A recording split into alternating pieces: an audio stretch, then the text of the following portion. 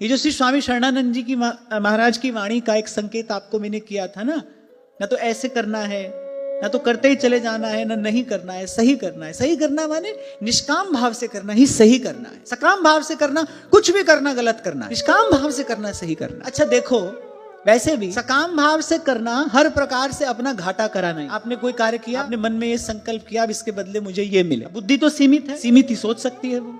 आपने मन में सोचा करूं इसके बदले मुझे ये मिले, क्या पता भगवान उससे अनंत गुना अधिक आपको देना चाहते। आपने इसके बदले मुझे ये मिले, आपने अपना विधाता स्वयं बन के अपनी बहुत बड़ी हानि करा दी।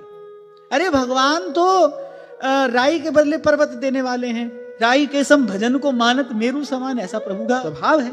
पर हमने क्या किया, हमने अपनी सीमित बुद्धि से एक क्षुद्र सा तुच्छ सा संकल्प करके क्या किया, हमको कोई श्रेष्ठ वस्तु प्राप्त होने वाली थी, उसमें हम ही बाधा बन के खड़े हुए।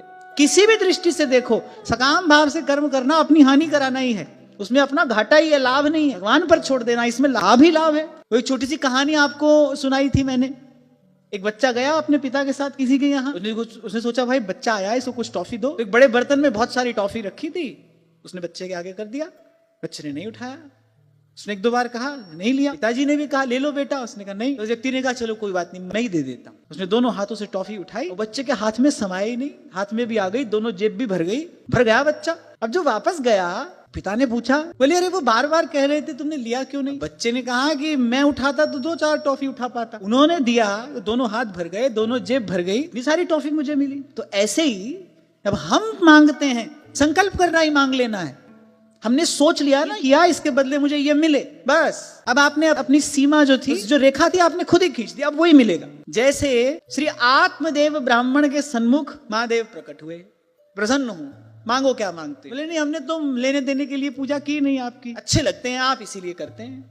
अब महादेव ने कहा ठीक है भाई, वो तो ठीक है, पर अब हम आ गए हैं तो कुछ तो लेना पड़ेगा, बिना दिए तो हम नहीं जा सकते। तो आत्मदेव ब्राह्मण चाहते तो कुछ मांग सकते थे। उन्होंने कहा नहीं, जो आपको अच्छा लगे, जो आपको सबसे प्रिय हो वो दे दो। अब क्या मिला, लो राधा वल्लभ लाल ही मिल। तो सकाम भाव से कर्म करना वो हर प्रकार से अपनी हानि कराना ही है। आप करिए, क्या हो उसका क्या परिणाम हो, उससे क्या प्राप्ति हो, ये भगवान पर छोड़िए।